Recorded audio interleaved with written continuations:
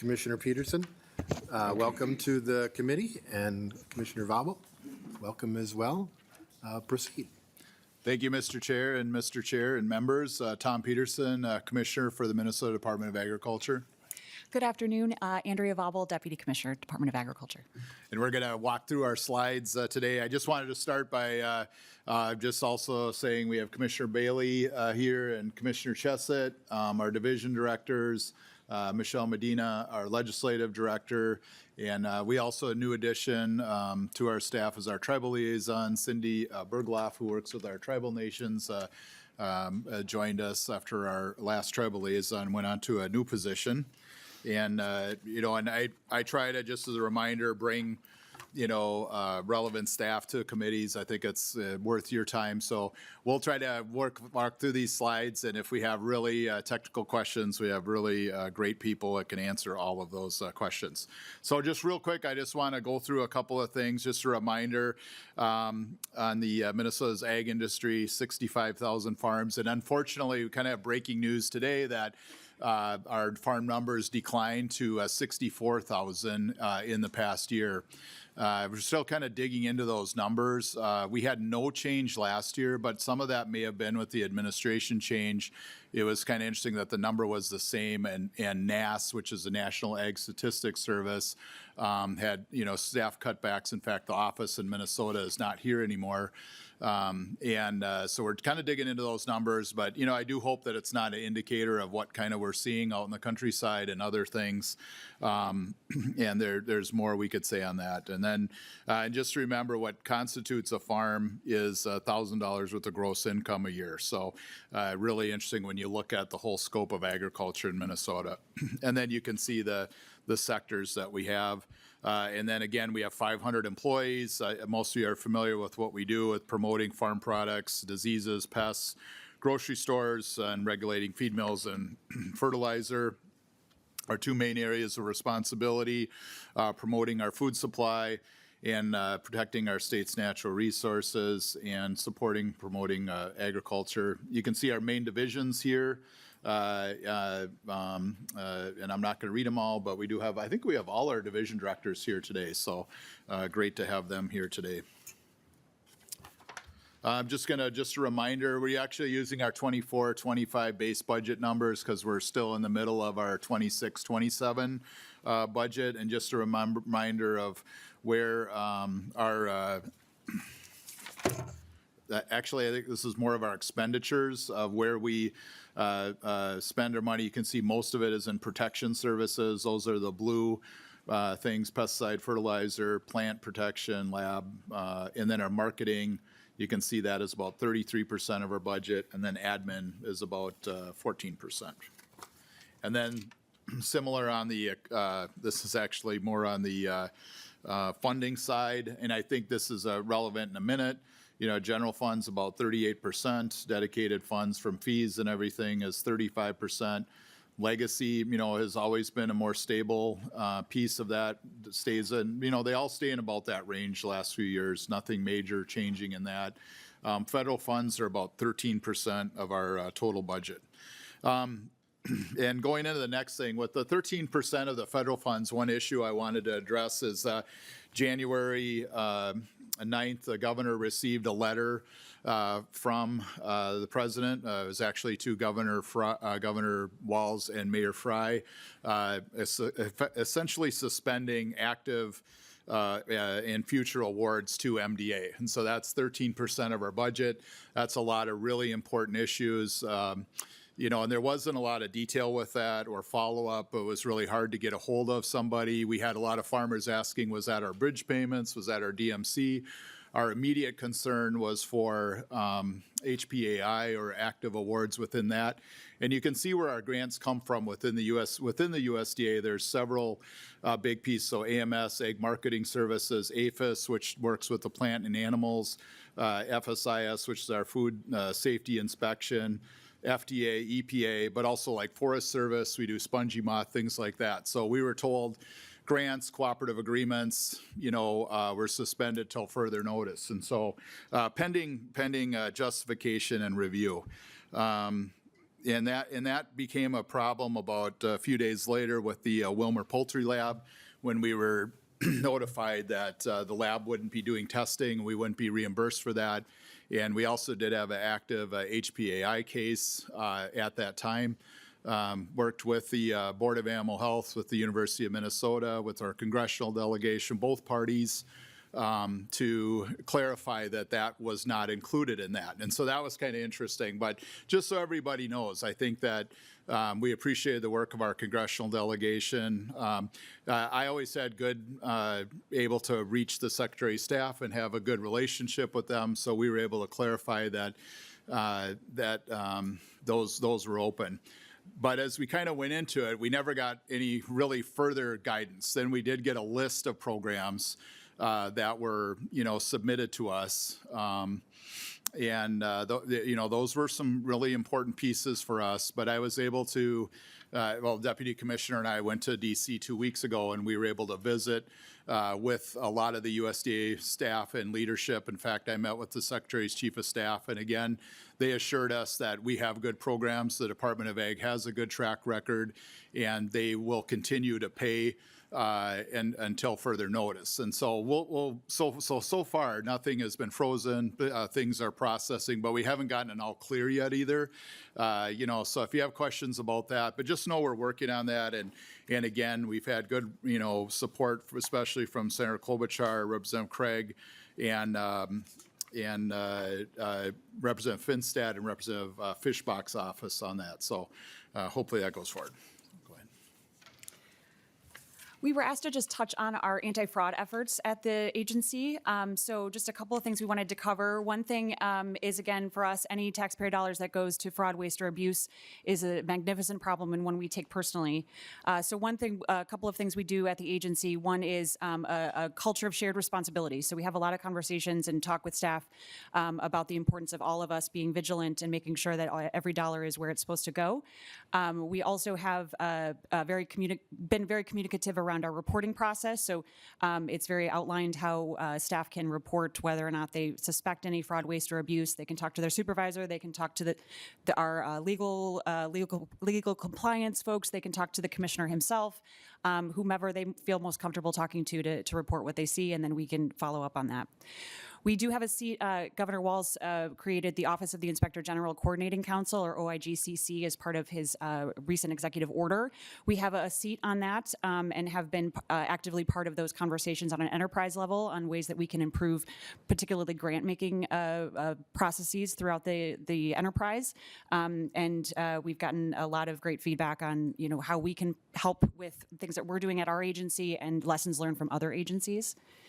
We have, in the last year or two, hired 2 new positions. So we have a compliance coordinator. We actually introduced Fakata. His name is last year. So he is now in charge of just making sure that all of our internal controls are as they should be. He'll do internal audits, looking at programs that we ask him to look at to just make sure we're doing what we should be doing. We welcome any and all audits. We see them as a way to improve and help make sure that we're doing what we need to be doing or finding ways that we can improve processes that we've built.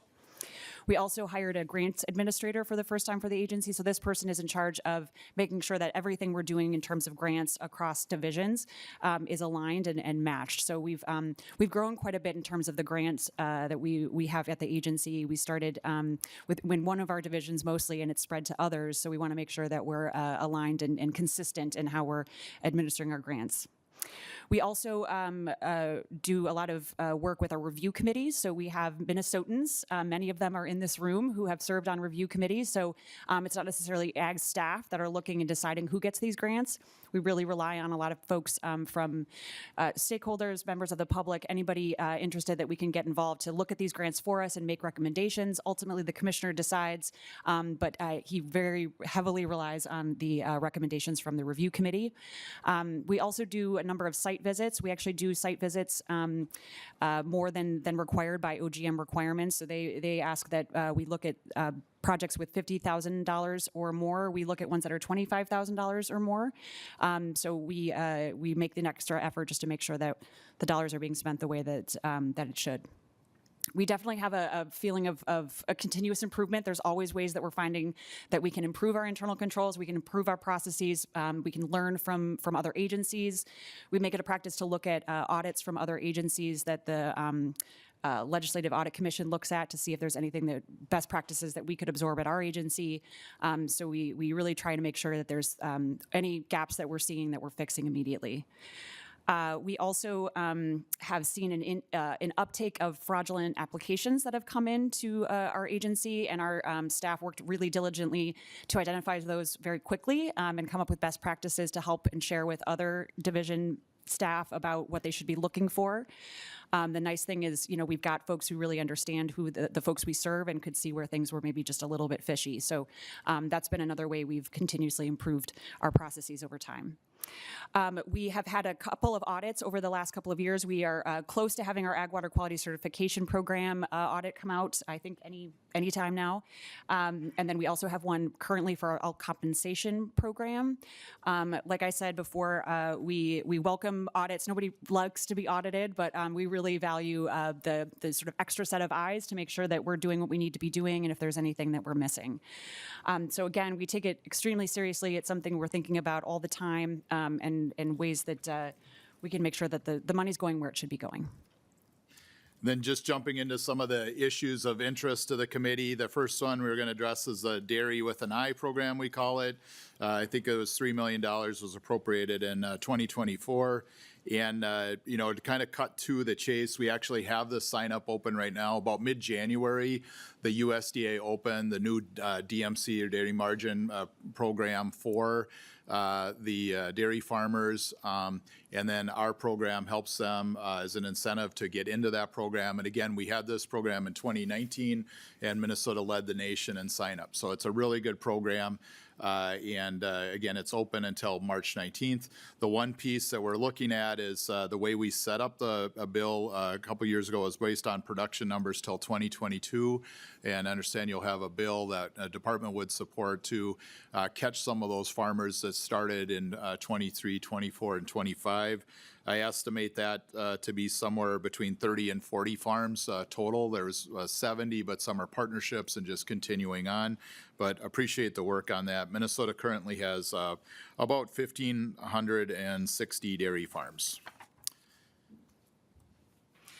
Okay, Farm to Food Security. So this is a new name for a program that you'll recognize. So thanks to Representative Lee and this committee, established in 2025 as the Local Food Purchasing Assistance Program, or LFPA. You'll recall there was a large award we received from the federal government that was cut. And so you all kindly created a state level program, and I will say that's nation leading. We've got a lot of our sister states that are very jealous that we were able to get this on a state level. So this one is to support local farmers and producers by funding projects to purchase Minnesota-grown and raised food and distribute it to Minnesotans experiencing food security. We did name it Farm to Food Security. We just want to make sure we just avoid any confusion with the requirements as part of the federal grant program, and really just kind of differentiate from anything happening with the federal level. This is really a Minnesota-led and created and designed program. So you all allocated $700,000 each year of the biennium, and the request for proposals for that will be released very soon, maybe tomorrow. So coming soon. Our down payment assistance grant, many of you will remember this. So it established in 2023. We received $1.25 million in fiscal year 26 as well as 27, and then $1 million in fiscal year 28 and thereafter. You will maybe recall when it was first established, we were doing $15,000 grants for first-time farm buyers. You just increased that to $20,000 last year. How we administer that is a lottery application with priority for farmers who earn less than $100,000 in gross farm sales and or grow cannabis, industrial hemp, or specialty crops. And grain and livestock farms can meet the priority if their gross sales are less than $100,000.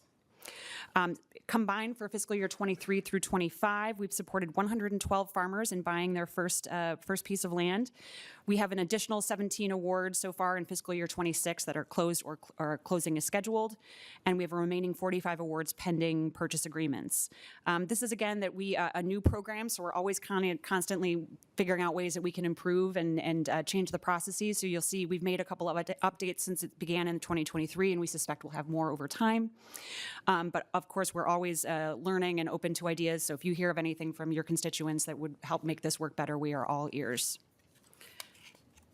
Commissioner Vobble, just a quick question on the program. You say it's a lottery application. Is there any priority given to somebody who has a purchase agreement in hand compared to somebody who is just looking yet? Commissioner Vobble. Thank you so much, Mr. Chair and Representative Chair Anderson. So at this time, we do not have that, but that is a conversation we're having about a possibility just to make sure that the money is going to folks that are most ready. But that is something that we're considering as part of an option. And Commissioner, as follow-up, are you losing people who may not seal the deal in 6 months? Is there a problem there where they may apply and they can't get the closing done in time? Is that an issue? Thank you, Chair Hansen. Yes, so it's an issue in that we do allow 6 months. Folks can ask for more time, so that's something they can do, and we've provided that if they need more time. However, we are running into situations where the deal falls through and the money is unable to be spent. So we end up in a little bit of a pickle because the money is then not available again to respend because it's too late. So that's one thing we're also working on is some way that we can help figure out how to get that money into the folks that are most ready so it's spent in a timely manner. Thank you. Proceed. Thank you. And this is just a breakdown. We do have a legislative report that's very thorough. So if you have any questions, we're happy to send that over to you. But this does have a farm location map here. So you'll see where a number of the DPA grants have gone regionally. And then you'll see the breakdown in the pie chart. 42% of the awardees are grain or row crop farmers. 31% are specialty crop. We've had 25% of cannabis or hemp, and then 27% have gone to livestock producers. Okay. And now moving on with the grain indemnity count update there. If you recall, the count was funded with $10 million from the general fund in 2024. And there's about 10.7 million in the account currently due to accrued interest. We do have our first claim on the account that many of you may be familiar with, and that was a failure of a Hansen Mueller, which has a licensed facility in Duluth in the port there, as well as one in Superior, Wisconsin, Grand Forks, North Dakota. We, to date, have received 19 claims for a total of 1.1 million. 842,000 of those transactions are in Minnesota. A lot of those are oats too that I'd met. So just wanted to remind folks too that the fee would not turn into $8 million as well. And then here's just kind of a quick line, because we get a lot of questions from the farmers, like how soon, would this work and everything. And so as we're working and processing this, just on some of the other failures that we've had, we're only 90 days into the Hansen Mueller. These are complex cases with a lot of moving pieces. And you can see how long some of the other cases took recently. We are working with the National Association of Attorney Generals, which is called NAG, and I don't know, I got to workshop that, but with get information from the compel the company to get us information. We're having a hard time getting some of that, and so that's a really important piece. And then the next slide is just how it's worked. The claim is submitted by a farmer. And then we verify that, and the claim is validated using information. And if the claim is valid, the claim payment is initiated, and then you can see that we have tax info and that kind of piece.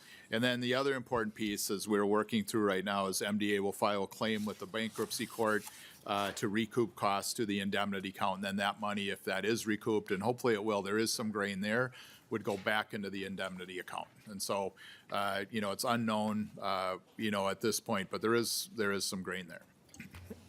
And I should note, Commissioner, that there is no relation between the co-chair and... That's right. Okay, that's good to know. I was going to ask, but no. Next, another Just a second. Yeah. Commissioner Peterson, explain the two different numbers, 1.1 million and 842,000. Why the discrepancy? Commissioner Peterson? What slide are we looking at here? Page 13. Page 13. Yep, 1.1 is what, so some of those transactions were made of Minnesota farmers sold in North Dakota or Wisconsin. We have one in Wisconsin and a couple in North Dakota. So our indemnity account, the way I read it and our interpretation is the indemnity account covers grain sold in Minnesota. And so we're working with North Dakota and Wisconsin with those Minnesota farmers. They also have indemnity accounts. And so that was that number. So we know of 1.1 million in transactions, but 842 of those were specifically in Minnesota, if that helps. Does Wisconsin have a program? I had heard they did not. Yeah, I don't think they actually, or it doesn't qualify, is that right? They don't, I thought they did, but they don't. Oh, Commissioner? the facility was not licensed in Wisconsin, so that's a whole separate issue. So we can get you more information on that, so. Okay, on to Proceed. my, what's that? Okay. Proceed. My next favorite issue, elk damage to crops and fences in, this is up in Representative Burkle's district. As we said, a lot of stuff up in Representative Burkle's district, so. They, I think you all are familiar with this. If you've been on the, committee for a while, you can see that we've just continued to have quite a bit of elk damage, and you can see the claims submitted in 2026. We can go to the next slide just to kind of dig into the numbers. And we did increase the appropriation last year, and so that was helpful. But we continue to see an increase in that. The problem is, you can see there where we've already paid $217,000 from the 25 backlog, which left us $37,000 available for 26. We've already had $76,000 available in claims submitted to date. So we're projecting $138,000 shortfall in 26 and $83,000 in fiscal year 27. And again, as we get into the audit and we look at recommendations and things, I think that'll be important in that. And keep in mind, remember for the committee members that we also have a Wolf Fund, and you also, the committee has given us in the legislature, the ability to transfer money on years from the Elk Fund to the Wolf Fund, because some years the Elk Fund is more, the Wolf Fund is more, and we've always had that. Our problem right now is they're both like just really, deficient in money. And so you can see the Wolf slide there, and you can see the claims that we've had in 24, 25, and 26. And we're just now getting into spring calving season. We're already running a deficit. The, piece there too, cattle prices are pretty high. And we've just had a strong piece. There is some developments happening at the federal level as we see potentially a delisting, and so we'll see what happens. But we also are working on a federal grant. We haven't received that for the last 2 years, and we're kind of working on that too, to see that we sometimes are able to catch up our depredation, but also do our non-lethal, which helps keeps our claim downs too as well. But you can see that 210,000 anticipated shortfall in 26 and 230 in 27. And what we do is we pay what we can, and then we kick it into the next year. So right now, when farmers call me and send me a picture at 6 in.the.morning of a dead calf, I have to tell them that, it's gonna be a while before you get paid, or at least July. So that is that. The next, I'm not gonna spend a lot of time on this, but we have Dr. Hafs here, and he's gonna present, I know, or is he presenting here? Yes. And, because he's not in the Senate, I think. So anyways, just a big issue, and I will let him address this. I really appreciate the partnership we have with the Board of Animal Health, working very closely with our Office of Emergency Preparedness. The thing I want to highlight for the committee is the balance in the Agriculture Response Fund, about $2.5 million. And we're also waiting for some reimbursement there too as well from the federal government. So, it's hard to say if we're in good shape there or not. I feel comfortable. I sleep at night with that amount. I feel like we manage it really well, and I appreciate the support we've had for the committee in the past. You can go to the next one. I would say too, here's just a place of where we've had, on the right is, we did have it in 24 in dairy farms, and then we had nothing in, well, we had a weird case in one dairy farm last year. But you can see where our dairy and poultry farms are located. So as we get, everybody saw swans on Sunday, coming back. And that is one thing that, stresses me out a little bit, because as we get into the bird migration, we hope that they're not bringing HPAI back in with us. But that's just kind of a spot where you can see all that. And I'll turn it back over to you. We just wanted to talk a little bit about our Rural Finance Authority. So the RFA, as we call it, is the state ag lender with a mission to develop farm resources. So we offer low-interest loan programs for a variety of farm activities, and you'll see a list there: land purchases, farm improvements, equipment, meat and poultry processing, et cetera, et cetera. So how that works is we participate with local lenders who lend all the money, and then we buy back for 45% of the loan. The borrower pays the lender, and then the lender pays us. This has been around since the 1980s. Many of you are familiar with it and have supported it thoroughly in the past. It is funded in part by sale of state bonds, which the RFA must pay back. It is housed out of the Department of Agriculture, but we have a fantastic board who we meet with and help guide the funding and decisions need to be made for RFA purposes. We just want to highlight that we do have a bonding request that we'll be discussing in committee. But in the governor's proposal, there's $50 million for RFA in for the 2026 bonding bill. We received a $50 million appropriation in 2023, thanks to this body. The grants covered under that are loans, beginning farmer and seller assisted, that's tax exempt or taxable, ag improvement, and a livestock expansion, as well as our restructure loan. We have about $26 million left of that authorization, but loan requests have increased significantly due to the high interest rate environment and obviously the low interest rate that we offer through the RFA, so there's a lot of interest in those loans. We expect to exhaust funds by around July of 2027, but I will say that varies. That can change pretty significantly, pretty quickly. So right now, it could be July, it could be August, September, October, November, or earlier. So we keep a close eye on it to make sure that we can keep you apprised of where we're at, but that's why we're coming to you this year for the $50 million to make sure there's no gap. We're also very proud of the performance measures for RFA. Again, it started in 1986 through today. We've got 3,951 loans issued, totaling around $390.3 million. We've taken some losses on 24 loans, so that's a 0.0017% of total dollar default. And we currently have 1,008 active loans with a balance of over $139 million. So it's a very successful program and goes a long way. We're also incredibly proud of our East Grand Forks potato facility in Representative Gander's district. Thank you so much for your steadfast support on this. And I know working with Representative Burkle with our potato growers.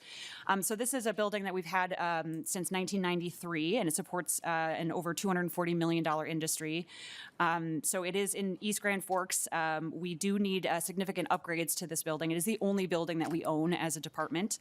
It's incredibly important. It's a wonderful hub for potato growers in that area because we share a parking lot with USDA AMS as well as the Northland potato growers.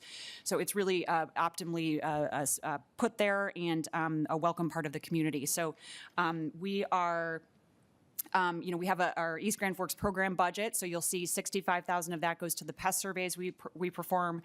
$489 goes to seed potato certification. We get a general fund appropriation of $240,000, and then our potato inspections fund the $132,000. So we do have a request in the bonding bill for $1.38 million for building improvements and maintenance. And here's a list of the things that we just need to make sure to update.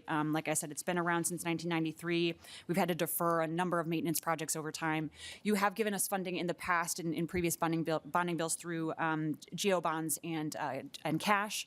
And most of that went to cover the roof that we needed upgraded. And as you can imagine, over time, the materials increased significantly from when we first thought we would be doing some of these upgrades.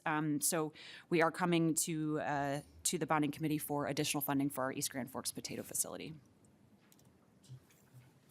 And with that, we're happy to stand for questions.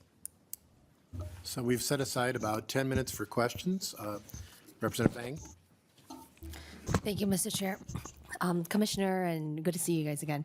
I have a question relating to recent activity with ICE. I understand that with the Operation Metro Surge, our urban core has been largely impacted, but curious to see if you've heard anything affecting the ag industry or in greater Minnesota. Commissioner?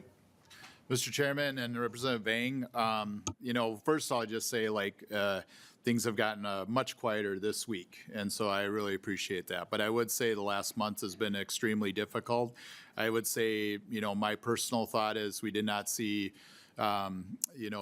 visits to farms right away. We did, though, in the last couple of weeks before we had the drawdown or the initial drawdown, and we started to see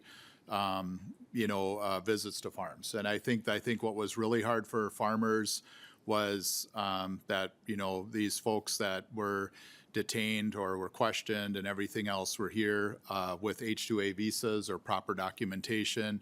And so it was very upsetting. I think the other part was we saw ICE just not go into farms, but park outside of farms. And so, I'd have a farmer call me and say, what do I do? What are my rights? And so whether it was Stearns County or Western Minnesota, a lot of activity got put into the Twin Cities. I think that was concerning. I think we also saw some of our bigger plants visited and, workers detained. And so that was concerning. We relayed those, concerns to the governor's office, to our congressional delegation.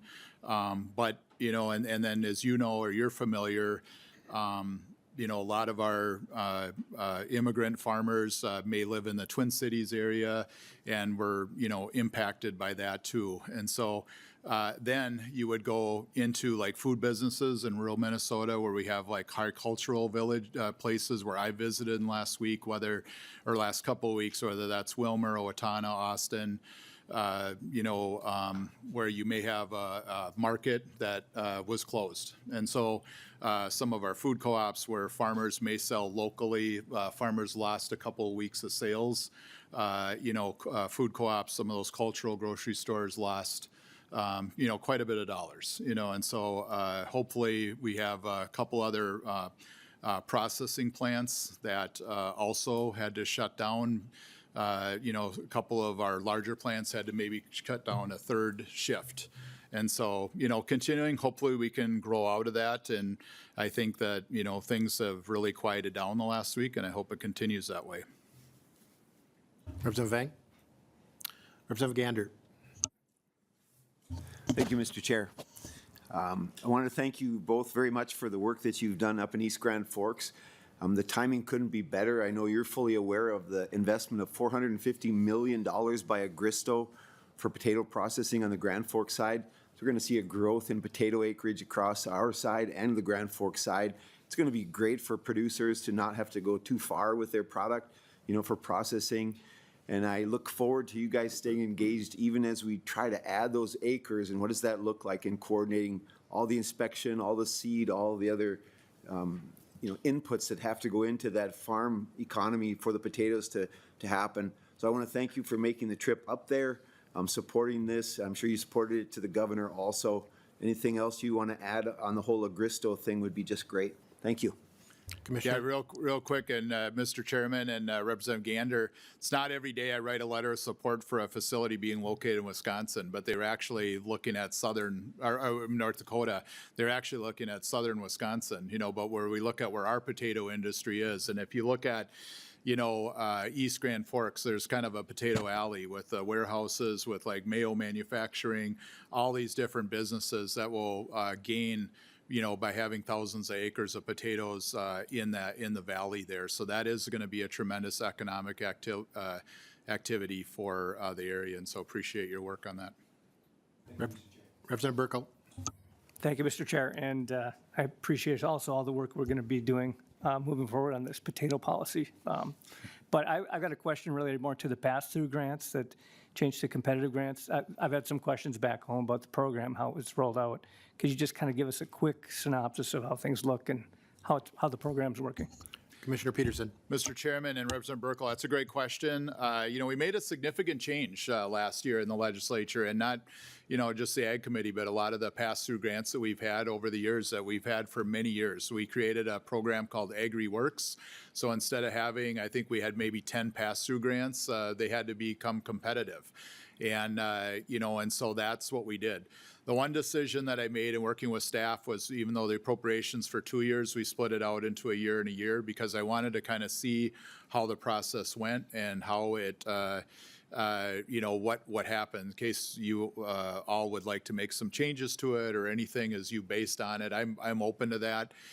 So we had the first round. It opened last year. We've made awards. We haven't made them public yet because we're still signing contracts. And, I think the process went really well. Again, we used a staff review, a review committee of outside folks, as Deputy Commissioner Vobel said. I would just say, I can't comment totally, but many of the same folks got awards, but we also were able to do some new groups that got awards. One thing I'd also say that some of our grantees are going to see with some of the changes in MMB and some of the changes with legislature is just there's some more reporting requirements for grants. And so some of the people are kind of like they've always had the same old, here's your money, here's your due. But, we are asking a little bit more of them, and I think that's a good idea. So I as we get into that, those will be made public here at some point as contracts are all signed. And but again, open to looking at suggestions if there's things that we'd want to do with that. Representative Burkle? Representative Smith, and then Representative Chair Anderson. Thank you, Chair. Thank you, Commissioner. I wanted to return to something Representative Vang was asking about with the increased activity of federal agencies against our immigrant population here in Minnesota, including legal immigrants. There's a great story this week in the Strib about legal immigrants potentially hired farmhands who would normally come to a variety of facilities here in Minnesota across the agricultural spectrum, not wanting to come to our state because of the unconstitutional actions we've seen and have been targeted by the federal administration. I just want to ask an open-ended question of your department, how you, if you share those fears and what you think we might be looking at as we head towards planting and ultimately harvest season where more of these sort of workers are going to be necessary for our farms. Commissioner? Yeah, and Mr. Chairman and Representative Smith, again, I am concerned about it. Before this all happened, we had a workforce problem within agriculture. We're short workers, and so you can talk to any farmer that's going to hire labor in the spring. Part of what we do in the Department of Agriculture is also nursery and landscaping. Those folks, many of them have a lot of H-2A workers. They hire a lot of seasonal workers. They're, the issue is some of those workers, there's plenty of work in other states. There's a lot of people who wanted to come to Minnesota, and there's a concern. I'm going to go to Michigan. We're going to go to California instead of Minnesota. We're going to South Dakota. And so that is, reassuring folks with that, because we also, we have, large fruit and vegetable growers that they're going to be in the greenhouses maybe next week, as they start planning that, and they have workers that come now. And they have seen, a decrease in workers and are scrambling to kind of fill those positions. So again, I hope that the activities of last week send a signal that it's, and that's something we reassuring. It's not, under my purview or anything, but as, promoter and trying to work with agriculture, we're working to reassure folks that is, something that, we need to address. But also our plants, around the state. And like I said, this all happened, in January, and, we're fortunate that it didn't happen in May, when we're in a heavy planting season or something like that. Representative Smith?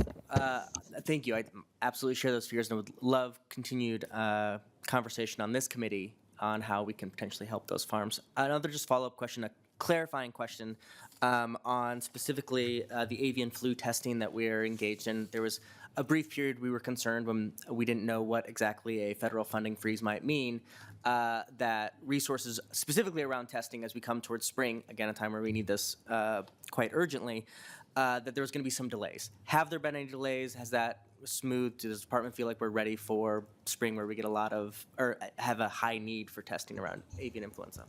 Commissioner?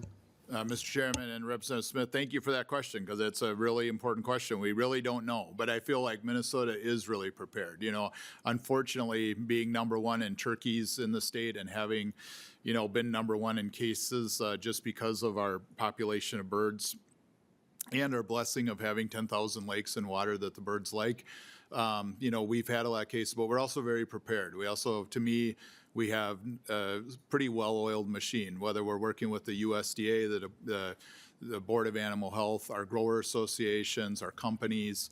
We're able to, University of Minnesota. You know, University of Minnesota, one thing the administration did too was award almost $1 million in 5 grants in research for HPAI here in the last year and to one of our grower associations too. So I do feel like we're really prepared, and so far nothing has been impacted by that. But, you know, for about a day, we were really worried. Co-Chair Anderson? Thanks, Chair Hansen. Question for Deputy Commissioner Wobble, and I told her I was going to ask this, so this is not a gotcha question, but we passed legislation last year, kind of a unique bio incentive program to reduce the use of fertilizer, and haven't heard much about it. I've called down a couple of times. Farmers are contacting me, and the last I heard from somebody in the department was there's going to be a website up and running by January. I haven't seen it yet, and the program would be rolled out by March, which is about a couple weeks away. And spring is close, so give me a status report on the that bio-incentive program. Commissioner Vobble? Thank you so much, Mr. Chair and Chair Anderson.